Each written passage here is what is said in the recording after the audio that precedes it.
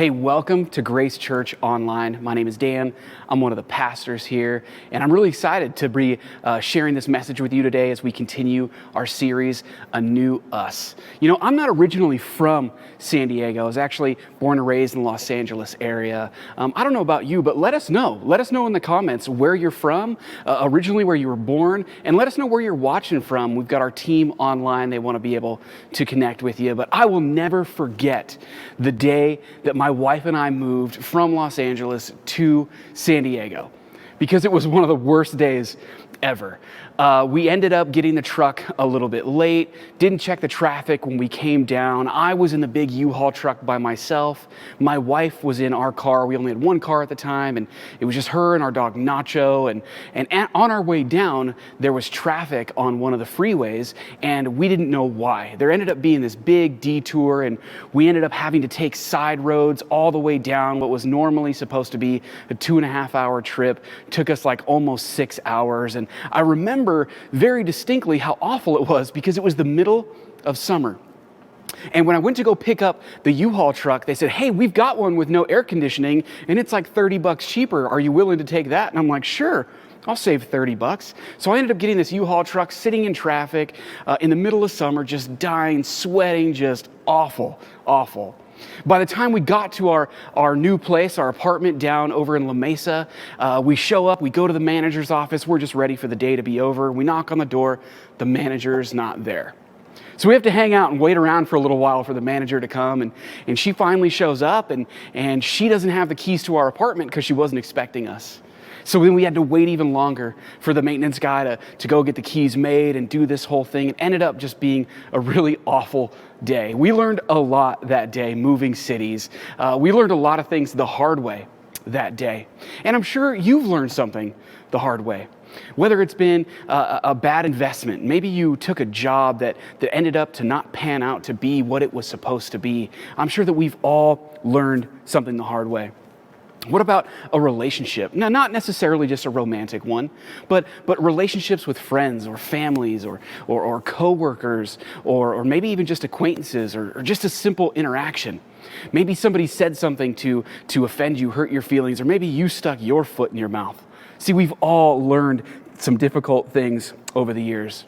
See, and in 2020, we may all be feeling like the only thing that we're learning about relationships and our interaction with other people is that everybody's got an opinion and that we ourselves can't necessarily have an opinion. Because if we do express that opinion, we're going to offend somebody or we're going to frustrate somebody or we're going to face opposition. See, it may feel like there's division around every corner. It may feel like there's been a line that's drawn in the sand and you have to pick a side. Because if you share your opinion, as I said before, you're going to get pushback. But if you don't share your opinion, your silence may even be speaking louder than your words ever could in some people's opinion. You see, tensions are high today. Tensions are high throughout our relationships, throughout our city and our culture. And in this series, A New Us, we are redefining some common words that we all use every day. And we're allowing God to reshape who we are, our hearts and our relationships. You see, for today's purposes, we're going to be looking at the word learning. And the definition that I want us to use today is this. Learning is the ability to obtain relevant information about, from, and with others. Now, you're going to hear me repeat that definition a lot, but that's because I want you to really understand what we're talking about here when we say learning. You see, I believe that if we take this humble approach that we're going to look at today, when it comes to learning, I believe that it can maybe ease some of the tensions that we're dealing with. Now, again, this isn't a magic potion. This isn't a silver bullet, but it's one thing that we can continue to use that I believe will help ease the tension. You see, imagine with me for a second if you would have taken the time to learn about your uncle's perspective on politics before you asked him who he was going to vote for, and it turned into an argument.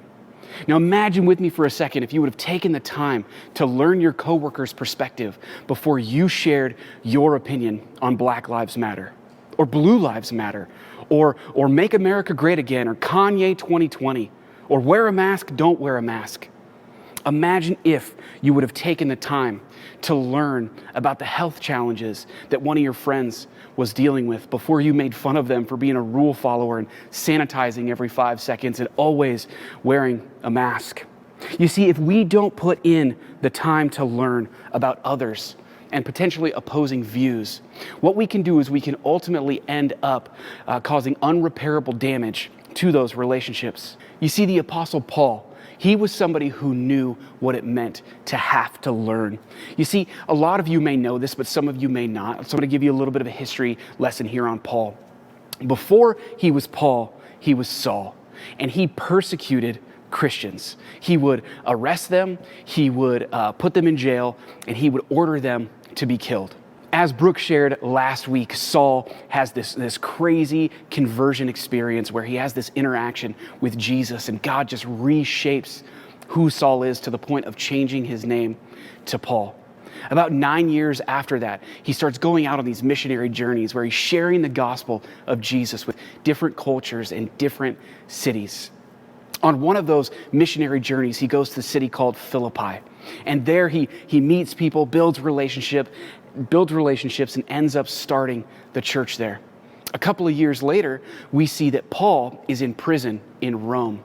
And the Philippian church, they hear about this, and they send him a gift basket. They send him a little bit of money. They send him some provisions. And Paul writes a thank you letter to the Philippian church. But in typical Paul fashion, he utilizes the writings to encourage them and to express other things. And this is the book of Philippians that we have in the Bible. You see, there's this theme that runs through the book of Philippians. Paul ends up encouraging the church at Philippi. He says, your life is a reflection of Jesus's work. And as he continues to write this letter, he starts to point to his own life. And he says, look at me. He says, I have not always lived this way. You know about my past, but now I've been changed, I've been transformed and reshaped. And now I love and I serve unconditionally because that's what God has called us to do. So toward the end of the letter, Paul starts to point to his own life. And he says, look, I haven't always lived this way, but now that I've learned, I now sacrificially love and serve others the way that God has called us to. And as we jump into chapter 4 of Philippians, he starts to encourage the church there and challenge them on how to live. And this is what he says in Philippians 4, verse 9. He says, what you have learned and received and heard and seen in me, practice these things, and the God of peace will be with you. That's a loaded statement. He says, what you have learned, received, heard, and seen in me, practice these things. And what? And the God of peace will be with you. See, this is loaded because what Paul is saying here is Paul is saying, look back at my life. Look at all the things that I have done. Look at the way that I have learned and changed and been transformed by the power of God. Look at me as an example and practice these things that you have seen. You see, out of love and concern for the Philippian church, Paul is calling them to look at his life as an example of what it means to love God, to love others, what it means to be an example, to consistently grow and be stretched and to learn. But Paul makes it very clear, though, throughout his entire ministry, he might be saying here, look at me as an example, but he is pointing to Jesus as the model. He makes it very clear. He writes in another letter to a different church, the church in Corinth. He says this, he says, to the Jews, I am a Jew, and to the Gentiles, I am a Gentile. You see, Paul had to learn what it meant to love people cross-culturally because the Jews and the Gentiles were two polar opposites. And he says that there's a reason for that.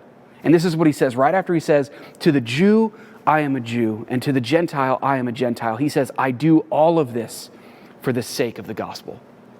You see, Paul wasn't watering down the gospel.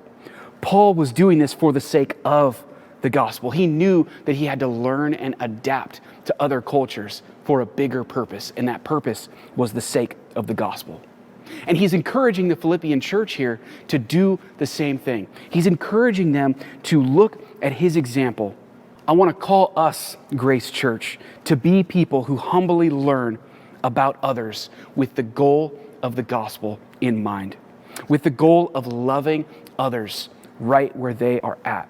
So I want us to spend the next few minutes breaking down this definition that I gave you earlier about learning. Let's go ahead and look at it again. For today's purposes in our conversation, the definition of learning we are looking at is this. It's the ability to obtain relevant information about, from, and with others. Now notice we use the word ability there.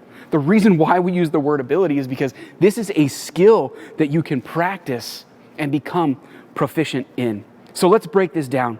If we're going to be learning, we're going to be gaining the ability to obtain relevant information about others. Proverbs 23:12, this is what it says. It says, apply your hearts to instruction and your ears to words of knowledge. You see, when we learn about others, other cultures, other viewpoints, other perspectives, this is informative. We're generating knowledge and generating information. And what that information and knowledge is supposed to do is it's supposed to help us set a very realistic expectation or mindset about a situation or an individual or a different political view. But sometimes that's what happens. You see, when my wife and I moved down here to La Mesa, we ended up finding our apartment online. We looked at their website and they had all these beautiful pictures of palm trees and the pool and the best, nicest, most remodeled apartment that they had. And we show up and come to find out the apartments are just crummy and the pool was nasty and there was no palm trees around and the apartment complex actually sat right above a really busy street, and so it was really loud. There was also some really interesting and, dare I say, creepy individuals that lived there. I will never forget the first time that I opened my front door, and my front door faced the front door of our neighbor's apartment. I opened my front door and I see my neighbor there in his apartment because he's got his front door wide open. He's got all the windows in his apartment open. His TV's on and it's blaring, and there he is sitting in a lazy boy in his tidy whities. Now, this wasn't a one-time occurrence. This happened on a regular basis. And I'm going to admit to you right now, Grace Church, that I did not take the time to learn about why he would sit in his tidy whities in his giant lounge chair and watch TV. I confess that to you. Here's the thing. When we are learning about others, another viewpoint, another perspective, we can't always trust the website. We can't necessarily trust the biased social media feed that we're following.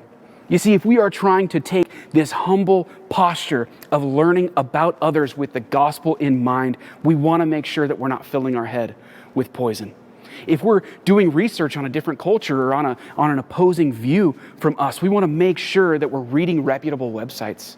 We want to make sure that we're looking to faith leaders who have experience within the field that we are researching. We want to talk to people who have more than just an opinion about a topic, but they've actually got knowledge. But most importantly, when we are learning about another culture, another perspective that's different than ours, the most important thing, this is key for us as followers of Jesus, is that we want to do our best to believe the best about the other side. And I use quotes because it doesn't matter what the other side is. You want to do your best to believe the best. See, Paul writes this. He says, whatever is pure, whatever is loving, whatever is honorable, think about these things. See, the ability to gain and retain information about someone who is different than you is the first step in really humbly learning about who they are. Now, again, information is important, but as we look at the second part of this definition, this continues to add to the information that we get. Learning is the ability to obtain relevant information from others. You see, learning from others can be much more powerful than just generating information. See, we see Paul do this in Acts chapter 17. He's in the city of Athens and he's walking around. He's waiting for a couple of the disciples to show up, and he takes a couple of days and he walks around and he's looking at the architecture and he's looking at the statues and reading the engravings. Then he goes to the marketplace and he's talking with people. When he ends up starting to preach the gospel there, he's using some of their own poetry that he read about to make the connection of who Jesus is and the God that they felt like they didn't know. You see, when we choose to learn from someone else, it shows humility. It shows vulnerability. It makes the statement of, I need help. I don't have all of the information that I need. Can you help me? And when we're learning from somebody else, what we're doing is we're giving them permission to tell us about their experiences, what they have gone through, what they have seen, what they feel, what they know to be true in their own life. You see, and it gives us a better insight. It gives us better insight into how to love like Jesus and how to better support, how to better come alongside somebody who's different than us. You see, everyone has a story that shapes their worldview. And as believers, as followers of Jesus, we must be willing to listen to the other side. The last part of this definition is this: the ability to obtain relevant information with others. You see, you can learn from others, but you can also learn with others. Now, here's why this is so important. It's so important because it breaks down the walls of self-righteousness. It changes the conversation from we and them to us. That's what this does. See, instead of reaching across the aisle and maybe puffing our chests up about that and say, yeah, I'm reaching across the aisle, this removes the aisle completely. After my wife and I had lived here in San Diego for a couple of years, we had built a really good community of people. And some of those friends, they invited us to this church in North Park called Grace Church San Diego. And we remember coming in the doors and meeting some people. And we met Pastor Scott Laughlin and some others. And we continued to hear the importance of what it meant to join a Connect group. So my wife and I decided we were going to do this. We were going to join a Connect group. And I'll never forget walking into a stranger's house that I'd never been to before, thinking to myself, I don't know any of these people. This is going to be awkward. This is going to be uncomfortable. And we sat down, and as we all started to talk, we realized nobody in that room knew each other. We weren't in it alone. We weren't the oddballs out. Every single couple that was in this Connect group felt the same way that we did.